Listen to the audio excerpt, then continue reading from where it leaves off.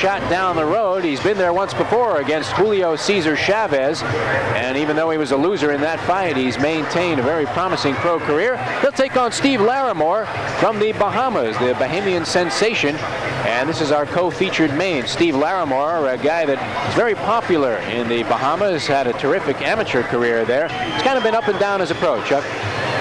Well, you know, there have been times in Larrimore's career where he has looked great against really good fighters, and other times where he's had life and death with club fighters. That's a look at Aguilar right there, the southpaw who has fought for the World Championship and who hopes very soon to be fighting for it once again. Here comes Steve Larrimore being led into the ring by his cornermen there, Joe Wright and Roger Pinckney. Larrimore, yes, sort of a mini legend in the Bahama Islands. Only one world champion ever to come out of the Bahamas, Elijah Obed. A couple of others have fought for titles, including Gomeo Brennan. But Larrimore was considered a real lightweight and or junior welterweight hope. And he almost got there. He won the British Commonwealth title in March of '89, beat Lester Ellis, a former world champion. Looked like he was on the verge, but then disappointed in some of his succeeding fights. So right now he's in a slump, needs a win. All right, Steve Larrimore, you get a good look at him. Rodolfo Aguilar is a guy who's been in there, as we mentioned, with some named fighters. He took on Sammy Fuentes twice and also fought Terrence Ali and Julio Cesar Chavez, of course, the biggest name on his boxing ledger. Well, he's got a win over Terrence Ali, as a matter of fact, which came right on the heels of his loss to Chavez. Gave Chavez some problems, was behind on the scorecards, but his southpaw stance and his height did cause a little bit of difficulty for Chavez before he went down on the 6th. Mark Miro is standing by. He has the introduction of our main event fighters tonight. Ladies and gentlemen, Alessi Promotions presents main event, 10 rounds, junior welterweights. Your referee is Brian Gary. Introducing first, in the blue corner to my right, wearing the maroon trunks with white trim and white and maroon accessories, he weighs in with a record of 30 victories, 3 defeats, 2 draws. He has 12 knockouts from Panama City, Panama, Rodolfo Aguilar.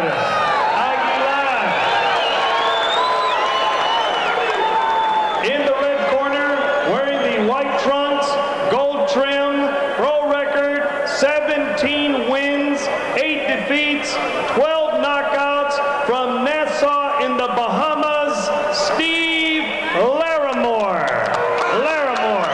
10 rounds, junior welterweights. Okay, gentlemen, I'll be in charge of the bout at all times. When I give you that command to break, you step back cleanly. If you score a knockdown, go to the neutral corner. Do not come out till I signal. Protect yourself at all times. Avoid the use of your head. No kidney punches or low blows. Shake hands. Come out boxing at the bell. And there's the tail of the tape. Rodolfo Aguilar, an angular type of fighter at 5'11". He has a 72-inch reach. That gives him a 2-inch bulge over his opponent tonight, Steve Larrimore. Getting set for round 1. This is our main event on Prime Network. Aguilar wearing the purple trunks with the white trim. Steve Larrimore in the white trunks with the gold trim. Chuck, first off, what do you look for from Aguilar if he's going to come away with a victory tonight? Well, Aguilar's never been the kind of guy who went out there and looked for a knockout, much less an early knockout. He's a very, very smart fighter. You see, only about a third of his opponents he even knocks out. Aguilar is a technician. He may look to cut up Steve Larrimore, certainly going to look to frustrate him and bewilder him here. And we're going to look to be keeping Larrimore at bay. Aguilar does not want to be backing up, but Larrimore wants to back him up. And we see Larrimore comes into the ring looking a little bit on the cold side. Oh, great. We have not a bead of sweat anywhere. I don't know if he warmed up real well for this opening round of action, and throwing punches at a snail's pace. Get up, Aguilar. Get up. Larrimore, as you mentioned, 17-8, may possess the greater power, has 12 knockouts on his ticket, and of late he's been kind of a mixed bag of things, as he had a 1-round knockout over Willie Santana, but then was TKO'd in 8 rounds in his last bout by Andy Holligan. Well, you know, Larrimore won a couple of fights in the '84 Olympic Games, but really the first time I was aware of him was when he came to Miami Beach to fight Cubanito Perez, and Larrimore only had about 6 or 7 pro fights under his belt at the time. Perez was a world contender, and Larrimore, in the opinion of many people at ringside, beat Cubanito Perez in that fight, and he got a lot of respect, got in the ratings eventually. Then, to show his Jekyll and Hyde nature, he turns around and fights a club fighter named Joe Alexander. No. I mean, a real journeyman, and has life and death with him for 8 rounds before knocking him out. So Larrimore's been up and down in his career. He never really fulfilled his potential, although he did, as we mentioned, win that British Commonwealth title.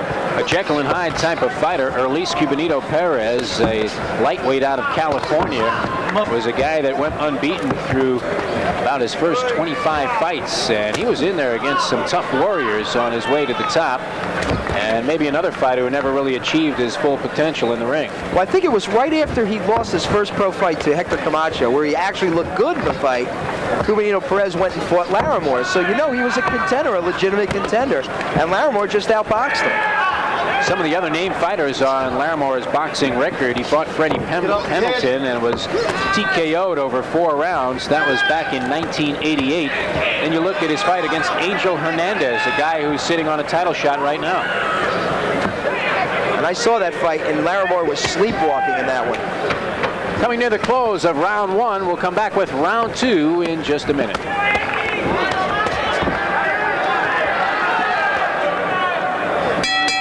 This is round 2, scheduled for 10, our main event tonight on Schlitz Malt Liquor Fight Night along Prime Network. We're looking at Rodolfo Aguilar. He's wearing the purple trunks with the white stripes. Steve Larrimore from the Bahamas, the white trunks with the gold trim. Larrimore a little lethargic, I thought, in round 1, and yet his corner encouraging him to go into a shell and let Aguilar dictate the pace of this fight. And that would seem to be a tactical blunder, Chuck. Well, I don't think Aguilar's going to punch himself out. He's been 8 rounds or more 18 times in his career, so it's a guy that obviously knows how to go the distance. And there he is, switching to the orthodox stance, something I didn't expect to see from him.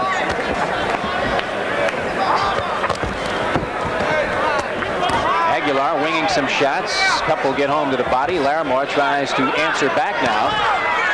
As Aguilar covers up against the ropes, does a good job of blocking the right hand from Steve Larrimore.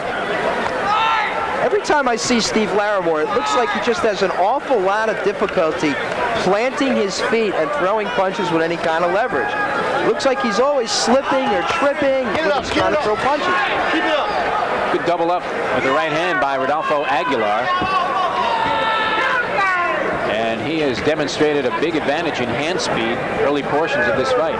Doesn't seem like Larrimore is here to win this fight right now. Well, you know, that's this point in his career where he can either go for it and try to get back into contention or resign himself to the fact that he is an opponent. He's here to survive. He's here to get paydays. He claims he isn't, but in his last fight, not very impressive, only going 8 rounds with Andy Holligan in a British Commonwealth title shot.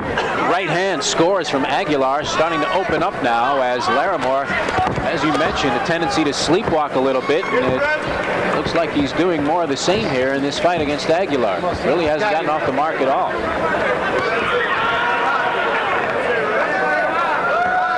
We mentioned him doing that against Angel Hernandez. Hernandez has made a lot of guys do that.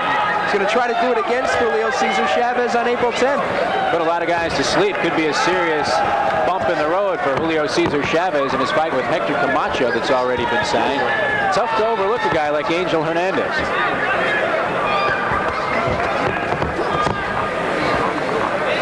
Much better go of it for Steve Larrimore in this round. Larrimore fighting more effectively inside. He landed a short uppercut, not an extremely explosive punch, but at least he got one home to the face of Aguilar. Low blow there. It's a warning for Brian Gary.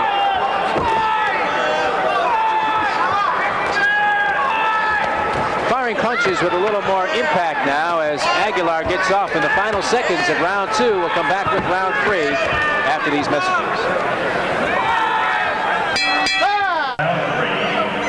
Back at the Sun Dome in Tampa, Florida, Schlitz Malt Liquor Fight Night. This is our main event, and round 3 of a scheduled 10-rounder. Rodolfo Aguilar in the purple trunks with the white stripe, and Steve Larrimore, who made a much better account of himself in round 2, wearing the white trunks with the gold trim.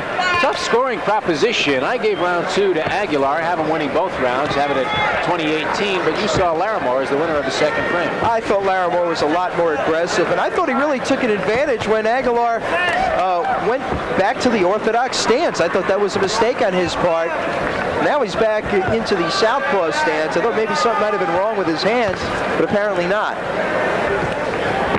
Appears to be a much better defensive fighter from the southpaw stance, and an interesting question always arises when you have a fighter who's doing well, basically in complete command in round 1, switches postures in round 2, winds up possibly losing a round on the scorecard. Well, he obviously thinks he can do something that will confuse Larrimore, go from left-handed to right-handed. No, he's got to get warned by a referee for that. He's holding behind the head and hitting. Ali used to do that. This is not Ali in there, though. Classic example of it was the second Ali-Frazier fight, when Ali had his hand behind Joe Frazier's head the entire time and won the fight in Madison Square Garden in New York.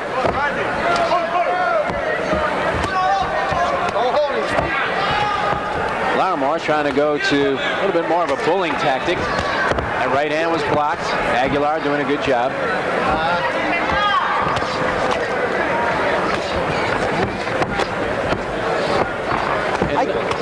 I'm sorry, Jeff. I can't see where this falls into Aguilar's game plan at all. Look what's happening here. He's getting close to Larrimore, and he's letting him tee off. This is where Larrimore wants to be, not where Aguilar wants to be.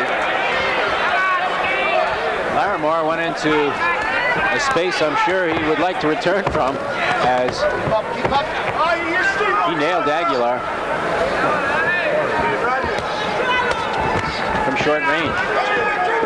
You mentioned it, short range. Aguilar wants to be at long range. He wants to be picking off the punches of Larrimore and picking away at Larrimore with the jab and with the straight right hand. But he's getting in close with Larrimore right there, see? And Larrimore is gaining some confidence in the last round and in this round. Surprising to see the way the pendulum has shifted here to Steve Larrimore, as Rodolfo Aguilar came out, established himself in round 1 as the aggressor. And Larrimore apparently has lulled him a little bit into a sleepwalk of his own. Closing seconds of round 3. We'll keep it right here and follow Steve Larrimore back to his corner as he has come on in this scheduled 10-rounder. Here you get a look at Larrimore, and it looked to me as he was an easy winner of round 3.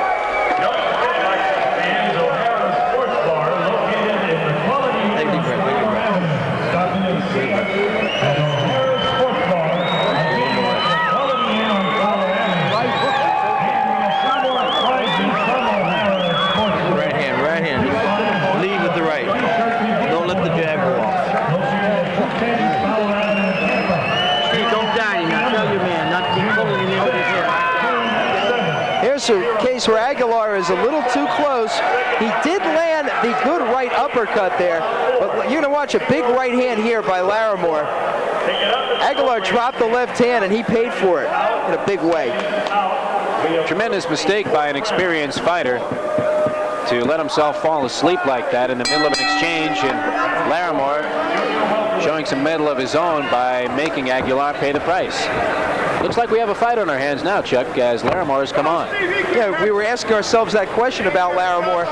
Was he here just as an opponent, or was he here to win? And now I think it's apparent, readily apparent, that he is here to take home a W. He's picked up the intensity since about the midway point of the second round, and maybe landing that short inside combination where he got the uppercut home in round 2 has sparked something inside of Steve Larrimore. I see a cut maybe over the left eye of Steve Larrimore. I don't know if it came as a result of a headbutt or a punch, but I do see some blood around the eyebrow. Looks like it's in the upper corner on the outside of the eye of Steve Larrimore, left eye. We'll follow that closely for you. Aguilar now seeing an advantage, trying to score upstairs with an uppercut. He followed it up with a good straight left hand. Well, it's really only an advantage if that cut is the type that will make the blood flow into the eye, if it'll blur his vision. Right now, it looks like it's closer to the corner of the eye. I don't know if it's really bothering Larrimore that much right now.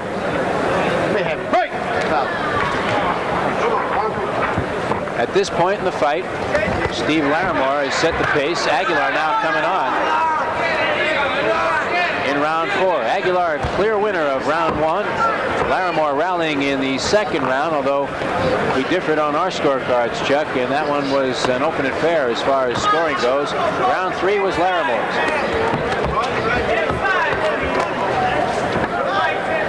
Neither fighter has been down. Neither has been seriously hurt. Step out of there.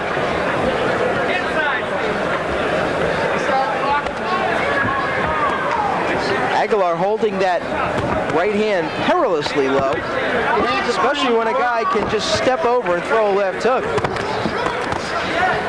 And it would seem to be a much more important fight at this stage of the career of Rodolfo Aguilar, as he may well be sitting on a chance to contend for a championship. Larrimore can extend his career, certainly with a victory, and maybe increase his paycheck further down the road. But Aguilar has a lot at stake here tonight. No question there's more at stake for Aguilar. Here's a guy who has won 5 or 6 fights in a row now. All those fights have been in France.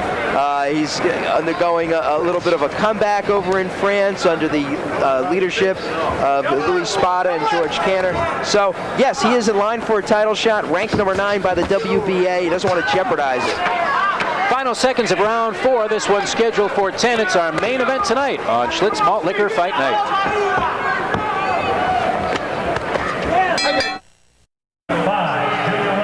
This is round 5, scheduled for 10. Our main event tonight on Schlitz Malt Liquor Fight Night. And at the outset of the previous round, we had an accidental headbutt that opened up the cut. And, okay, here's what happened. Brian Gary went over and told the judges and the people that needed to know that that was an accidental headbutt. Now what happens is, as I've got it tied at 38-38, giving Aguilar that last round, what happens now is if that cut gets bad enough to stop this fight somewhere later on in the fight, and now that he's established that it's an accidental headbutt, we could go back to the scorecards rather than declare Aguilar a winner. Okay? So then it makes a lot of difference in this fight. So rather than Larrimore not being able to go on and making him a TKO loser, we will go back to the scorecards if that cut is the source of a stoppage.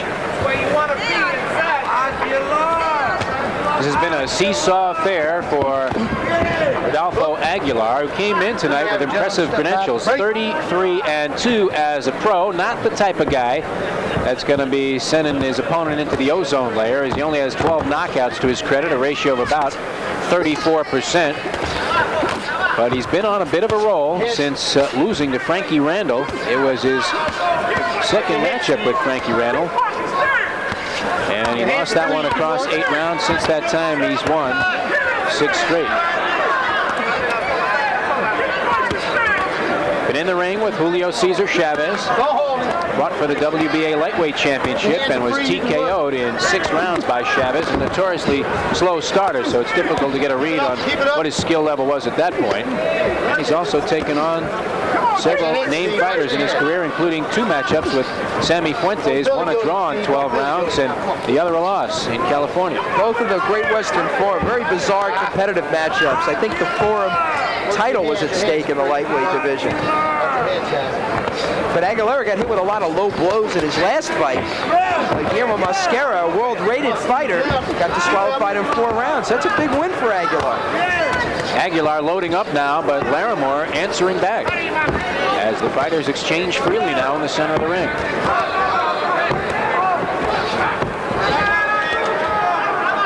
on, you hold it, your hands are free, work your hands.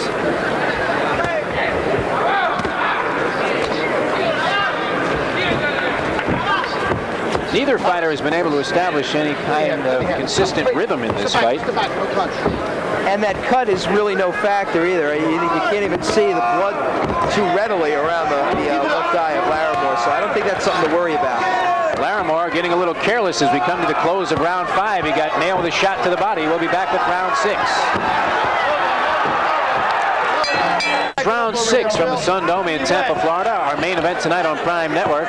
Rodolfo Aguilar and Steve Larrimore in a bit of a dogfight. You saw Larrimore hit the canvas right at the tail end of round 5. It was ruled no knockdown, and indeed our cameras cut it. And we saw Aguilar trip Larrimore with his right foot, albeit accidentally. You know, something like that could be the difference in this fight. You score a knockdown, all of a sudden it's a 10-8 round for Aguilar. I made it a 10-9 round, and I've got Aguilar now ahead by a point as he's taken the last 2 rounds on my scorecard. And this would be a fight that could be open for debate in terms of scoring. I have Aguilar safely ahead at this point. 3-point advantage, 49-46. I gave Larrimore the 3rd round of the fight, and the other 4 all to Aguilar, although a couple of them were close, and you could easily have made a case for Larrimore.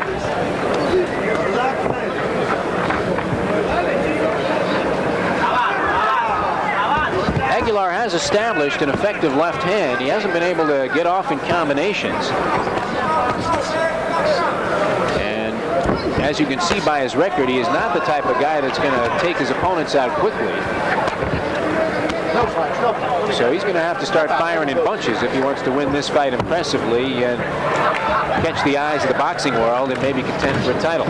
Well, you know, unlike some of the guys that he's fought recently, that Larrimore's fought recently, like Pendleton and Hernandez, and going back farther, Darrell Tyson, Errol McDonald, this guy, Aguilar, really can't hit hard enough to really hurt him badly. So he's coming in a great deal of abandon, coming in and throwing punches, walking through the punches of Aguilar.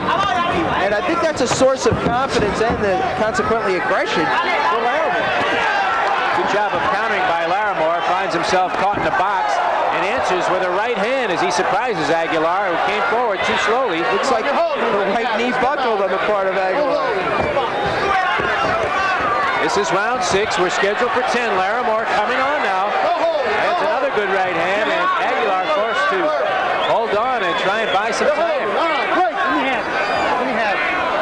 Good turnaround by Steve Larrimore here in round 6 as Aguilar appeared to be finding himself and was scoring consistently for the first time in this fight with a left hand.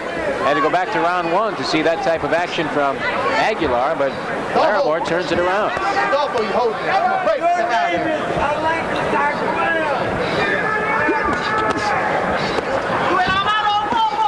Back to the right-handed stance for Aguilar. Bad news. That's been tantamount to the kiss of death for Aguilar. He's about to lose round 6. Don't hold him, Steve.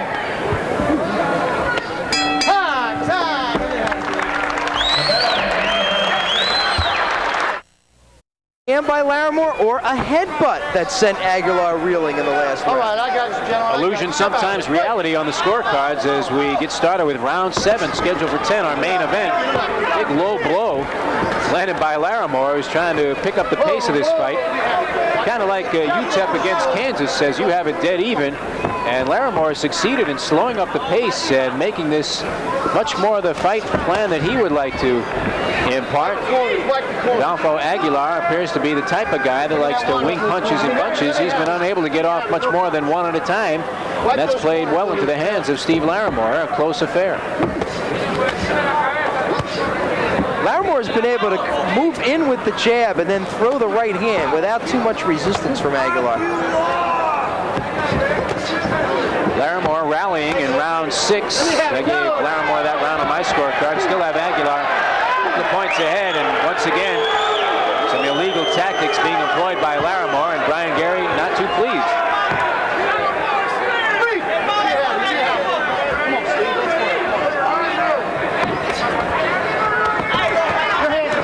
And Aguilar answers back and hits Larrimore a couple of times right along the belt line. You guys can work. Come on.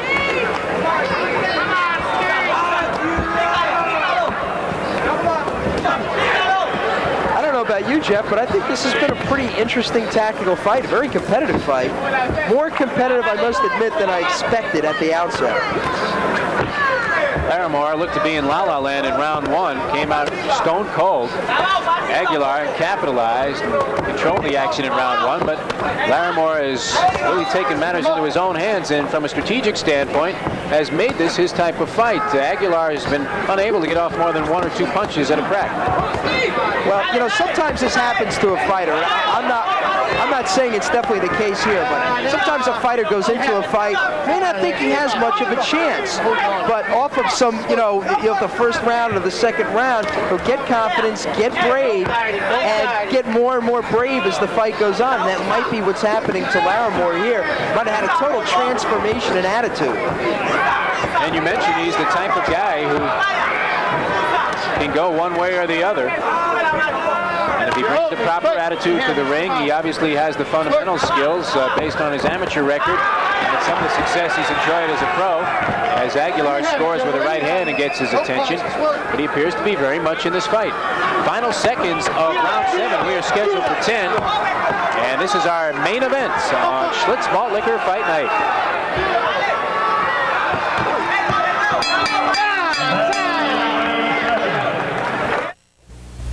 Evidence here as we come to the final 3 rounds of our scheduled 10-rounder. This one hanging very much in the balance. An intriguing matchup between Rodolfo Aguilar, who is possibly sitting a couple of fights down the road on a title shot, 33-2 as a pro, just 12 knockouts, and Steve Larrimore, the journeyman from the Bahamas, who's really made this an interesting fight tonight.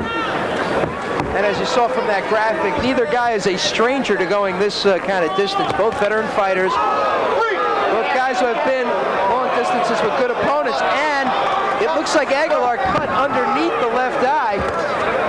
Big clash of the heads there right in the center of the ring, and a huge gash is open underneath the left eye of Aguilar. And you can see the swelling immediately building up there, and Aguilar got hammered by the head of Steve Larrimore. Yeah, but I'll tell you, if that cut does not get grotesque, I mean, unless it gets grotesque, it's not going to have a whole lot of effect because it doesn't blur the vision, it doesn't impede the vision of Aguilar. It might, it might look messy, but really wouldn't have that much of effect. Might have set off an internal alarm inside of Aguilar as he now knows that he has to get busy against Larrimore. And the impact of that head blow alone could have taken a toll on Aguilar in this fight.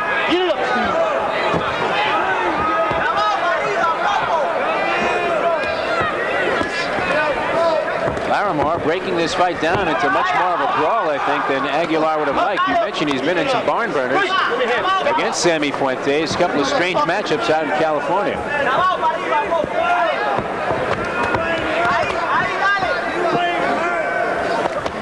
Neither fighter has been down in this one, although Larrimore did hit the canvas. It was correctly ruled a slip. And neither appears to have been seriously hurt. I think Aguilar's gotten a lot more than he bargained for in this one. Come on, Steve! Come on, Steve! Come on, Steve! Get tough! Larrimore fired up now, picking up the pace and starting to use that left hand to his advantage. As Aguilar now looking a little bit lost. Well, we mentioned things that make fighters brave, and when you see blood on the other fighter's face, that's one thing that's going to make that happen in a hurry. This could be a big round and a turning point in this fight for Steve Larrimore, as he may need to win all 3 of these final rounds to pull this one out on the scorecards.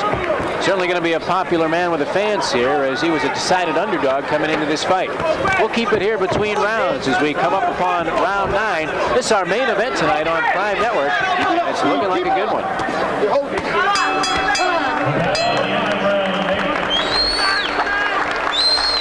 And we go into the corner of Steve Larrimore, who may have turned things around. A headbutt may be the difference there in round 8. Hand's doing it. Give us a word. You got it with the right hand. You got to lead with the right hand. Never mind the jab. Try to lead with that right hand. He's expecting you to jab first. Just throw to right. Let him come in at you, though. Don't lunge at him. Give us a word.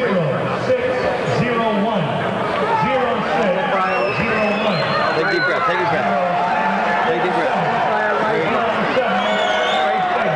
You're doing real good, Steve. Don't lunge.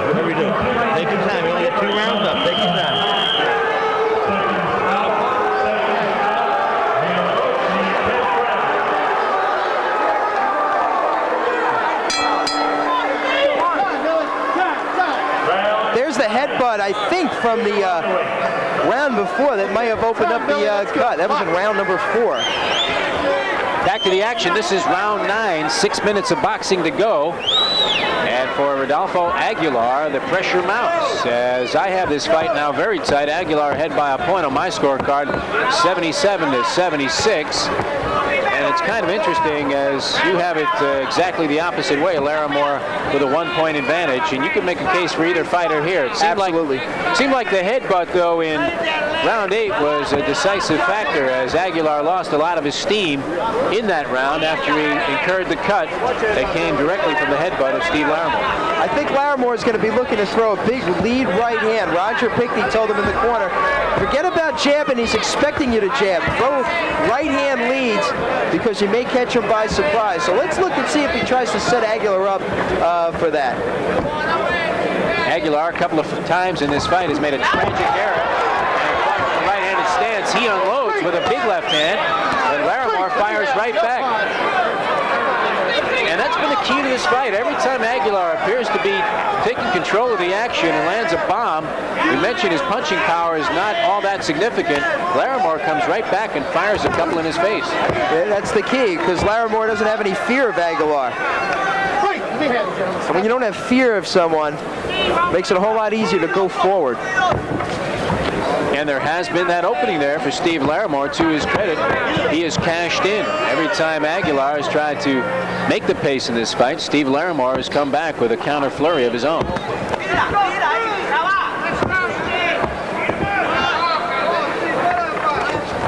And you know, he's really done a good job of moving to his left to try to get inside with the right hand. Get inside, you know, in between the gloves of Aguilar with that right hand. And he's thrown some good right hands in this fight. Aguilar much more effective at long range, and Larrimore, when he can pressure Aguilar, has done the more serious damage. Comes upstairs with a right hand following that shot to the body with the left. Aguilar nails him, though, as he comes forward and gets careless here in round 9. You can almost see Larrimore saying to himself, why did I do that? Yeah. But at this juncture, Aguilar's power, not a problem whatsoever for Steve Larrimore. He is just shaking off anything that Aguilar throws, and Aguilar continuing to throw punches one at a time. He's doing a pretty good job of fighting the southpaw here. He's using a pretty good strategy, Larrimore. Actually, he's been confusing Aguilar a lot more than I expected Aguilar to confuse Larrimore. It'll be interesting to see how this final round sets up. Very close on the scorecards. Our main event on Prime Network will go to the final round. And we go to the corner of Rodolfo Aguilar, who may be on the verge of considerable problems if he indeed comes out of the ring tonight with a loss. You'd have to imagine the momentum, especially with the fans, building for Larrimore. Jimmy, this is it, last round.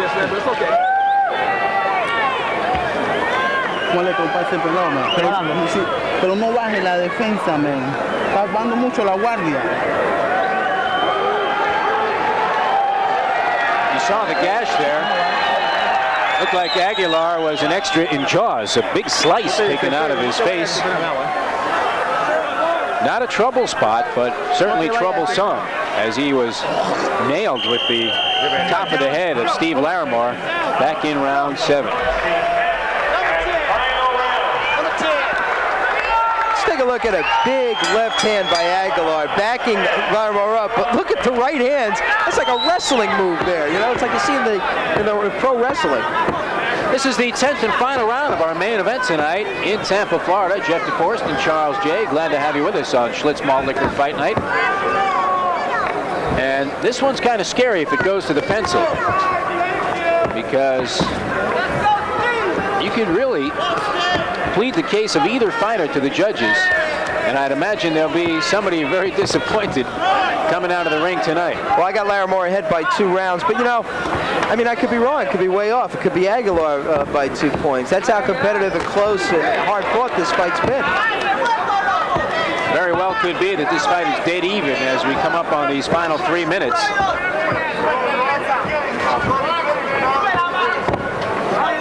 But Aguilar Aguilar's attack has really been slowed by Larrimore's strategy in this fight. Sometimes it's not the guy that's making all the movement that's controlling the action. And Larrimore has really controlled this fight just by being able to answer back and walk through Aguilar's shots. Yeah, I think it's that Larrimore became more offensive-minded as the fight went on. Became more aggressive. Just started getting to the punch first, beating Aguilar to the punch. And sometimes he really, confused Aguilar. He really hasn't landed a ton of impact blows in this fight, Steve Larrimore, although he may come away with a victory if he can pull out this 10th round. On pure punches, Aguilar has been the more impressive fighter. I got you, Joe. Step back. But there has been the gist of this fight. Aguilar throwing straight left hands and rights at long range, and Larrimore coming in behind those and throwing 1-2 combinations, sometimes scoring, but at the very least, stopping Aguilar from looking good.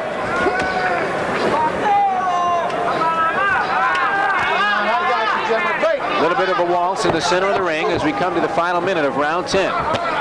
Good thing about what Larrimore has done is he hasn't let the fact that Aguilar is a southpaw deflay him that much from going ahead with his own fight plan and his own offensive attack.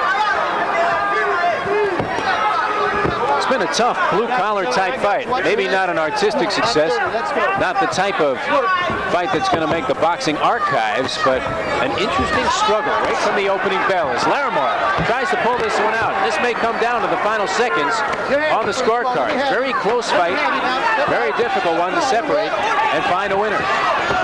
Steve Larrimore rallying here in the final moments of round 10. And that's it. It'll go to the scorecards. Larrimore and Aguilar.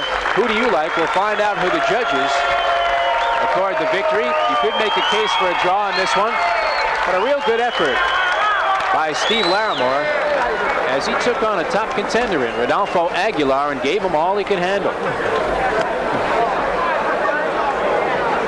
I'll tell you, Jeff, at the end of 10 rounds, I gave it to Larrimore 97-95. Thought Larrimore was more aggressive. Thought he made the fight a little bit more than Aguilar did. And plus, I think he seemed to get a little bit better, as we've mentioned a few times during this fight, better as the fight went on. And I'll tell you, he really deserves his rest after this one because I think he put forth an excellent effort. But maybe the draw is a adjusted verdict here. And toward the end of the round, Larrimore, it's about with 14-15 seconds left, and Larrimore trying to steal the final round on the judges' scorecards. He does get aggressive indeed, and then there you see him leading with the head, which is something that was done much too much in this fight, as we saw both guys getting cut as a result of headbutts.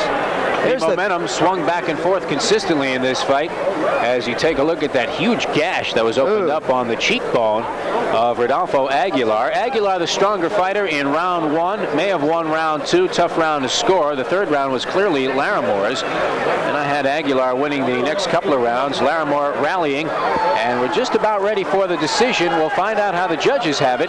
Mark Biro standing by with a verdict.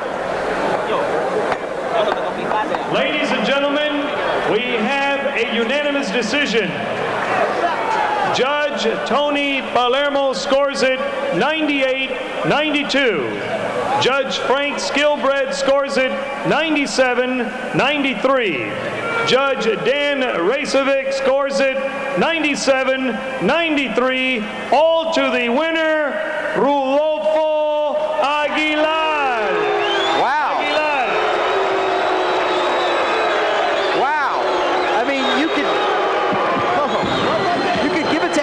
But not by that much. No way. Surprising verdict here in our main event. A wide margin of victory. Unanimous decision goes to Rodolfo Aguilar, roundly booed by the fans. We'll be back with more on Schlitz Malt Liquor Fight Night from Tampa.